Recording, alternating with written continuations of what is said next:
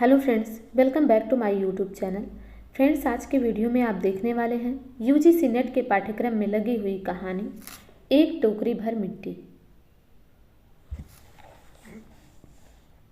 जो कि लिखा है माधवराव सप्रे ने। इस कहानी के बारे में आप सभी को लगभग पता होगा कि इसे काफ़ी विद्वान मानते हैं कि ये हिंदी की पहली मौलिक कहानी है, एक टोकरी भर मिट्टी, और इसे आदर्शवादी कहानी भी मानते हैं। इसका प्रकाशन 1900 या कहीं कहीं 1901 भी मिलता है आपको, छत्तीसगढ़ मित्र पत्रिका में प्रकाशित हुई थी। इस कहानी को भी हम अच्छे से पढ़ेंगे, इसमें जो भी घटना है उसे ध्यान से देखेंगे, जिससे यूजीसी नेट के पाठ्यक्रम में यूजीसी नेट के एग्ज़ाम में अगर इससे कोई भी क्वेश्चन बने तो हम इस क्वेश्चन को अच्छे से कर ले जाएं। कहानी बहुत ही छोटी है, बहुत ही मार्मिक कहानी है, अच्छी कहानी है, तो आप इसे अच्छे से देखिए।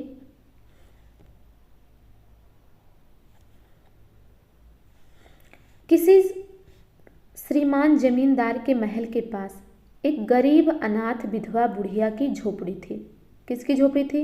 विधवा की झोपड़ी थी। जमींदार साहब को अपने महल का हाथा उस झोपड़ी तक बढ़ाने की इच्छा हुई।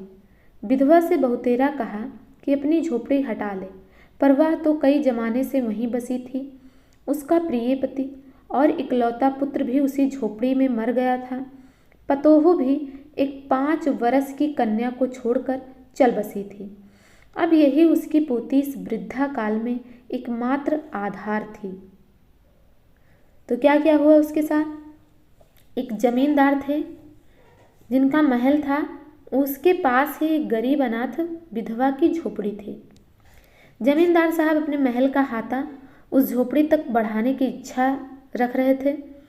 विधवा से बहुत बार उन्होंने कहा कि अपनी झोपड़ी कहीं और हटा लो, लेकिन वो नहीं माने, क्योंकि वहीं पर उसका पति, उसका बेटा और उसकी बहू, वहीं पर उसकी सबकी स्मृतियां उसी झोपड़ी से जुड़ी हुई थी।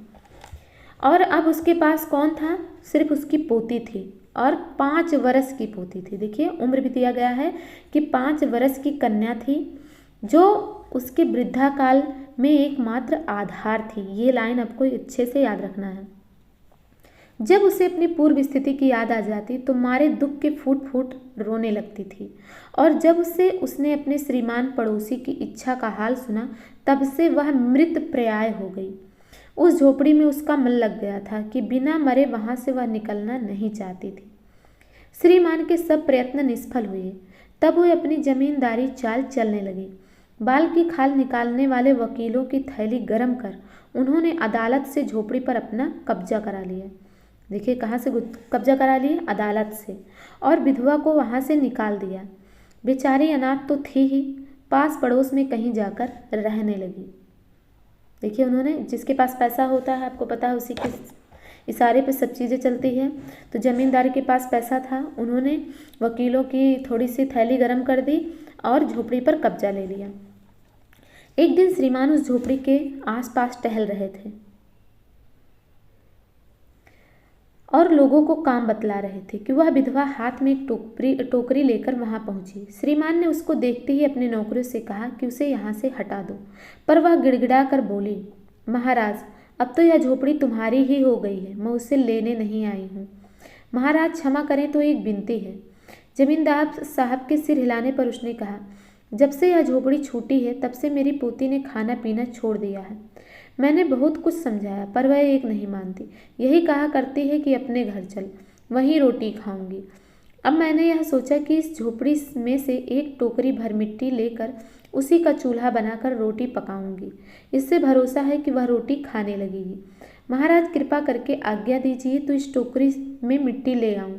श्रीमान ने आज्ञा दे दी। देखिए, उसने क्या कहा है कि मेरी पोती ने खाना पीना छोड़ दिया है, और वो उसने कहा है कि मैं रोटी अपने घर चलकर ही खाऊंगी। तो उसने क्या कहा? रोटी खाने के लिए। आपसे ये भी प्रश्न पूछा जा सकता है कि वो खाना खाने के लिए, क्या खाने के लिए कहा कि अब नहीं खाऊंगी, और वो किस लिए लेकर जाती है मिट्टी? चूल्हा बनाने के लिए। आगे है कि विधवा झोपड़ी के भीतर गई। वहाँ जाते ही उससे पुरानी बातों का स्मरण हुआ और उसकी आंखों से आंसू की धारा बहने लगी। अपने आंतरिक दुख को किसी तरह संभाल कर उसने अपनी टोकरी मिट्टी से भर ली और हाथ से उठाकर बाहर ले आई।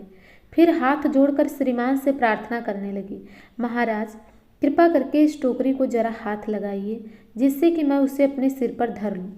जमींदार साहब पहले तो बहुत नाराज हुए। जब वह बार बार हाथ जोड़ने लगी और पैरों पर गिरने लगी तो उनके मन में कुछ दया आ गई। जमींदार साहब के किसी नौकर से ना कहकर आप ही स्वयं टोकरी उठाने आगे बढ़े। ज्यों ही टोकरी को हाथ लगाकर ऊपर उठाने लगे त्यों ही देखा कि यह काम उनकी शक्ति के बाहर है। फिर तो उन्होंने अपनी सब ताकत लगाकर टोकरी को उठाना चाहा, पर जिस स्थान पर टोकरी रखी थी वहां से वह एक हाथ भी ऊंची ना हुई। वह लज्जित होकर कहने लगे, नहीं, यह टोकरी हमसे ना उठाई जाएगी। जब उन्होंने पूरा भरसक जमींदार साहब ने भरसक प्रयत्न कर लिया और जब उसे एक हाथ भी ऊंचा नहीं उठा सके तब वो लज्जित से होकर कहने लगे कि नहीं, यह टोकरी हमसे नहीं उठाई जाएगी। यह सुनकर विधवा ने कहा, महाराज नाराज ना हो, आपसे एक टोकरी भर मिट्टी नहीं उठाई जाती और इस झोपड़ी में तो हजारों टोकरियां मिट्टी पड़ी हैं, उसका भार आप जन्म भर क्यों कर उठा सकेंगे? आप ही इस बात पर विचार कीजिएगा। जब उन्होंने ये कहा कि ये टोकरी हमसे नहीं उठेगी, तब उसने कहा कि आपसे सिर्फ एक टोकरी मिट्टी नहीं उठ रही है, लेकिन इसमें तो हजारों टोकरियां मिट्टी पड़ी हैं, हजारों स्मृतियां पड़ी हैं, आप कैसे उनका भार उठा पाएंगे? कैसे जन्म भर उनका भार उठा सकेंगे? जमींदार साहब धन मद से गर्वित हो अपना कर्तव्य भूल गए थे, पर विधवा के उपर्युक्त वचन सुनते ही उनकी आंखें खुल गई। कृत कर्म का, जो उन्होंने कर्म पीछे किया था, उसकी झोपड़ी हथिया ली थी। पश्चाताप कर उन्होंने विधवा से क्षमा मांगी और उसकी झोपड़ी उसे वापस दे दी। तो आपने देखा कि कितने ही आसान शब्दों में ये कहानी लिखी गई है। मार्मिक कहानी है, आदर्शवादी कहानी है, क्योंकि जमींदार साहब जी ने जो गलती की थी उन्हें उसका प्रायश्चित हुआ और उन्होंने विधवा को उसे वापस कर दिया, जो कि सामान्यतया ऐसा नहीं होता, बहुत ही कम ऐसा होता है। इसीलिए इस कहानी को आदर्शवादी कहानी के रूप में माना गया है और यह कहानी मौलिक कहानी, आप इसे मौलिक कहानी के रूप में, पहली कहानी के रूप में जान सकते हैं। यानी कुछ विद्वानों ने इसे मौलिक कहानी प्रथम माना है, जिसमें से जो भी बहुत छोटी 1-1.5 पेज की कहानी है, इसे हमने पूरा पढ़ लिया लाइन बाय लाइन, जो भी इसमें इम्पॉर्टेंट तथ्य थे उसे भी बता दिया। आगे हम नेक्स्ट कहानी में आपसे मिलेंगे। वीडियो को देखने के लिए धन्यवाद।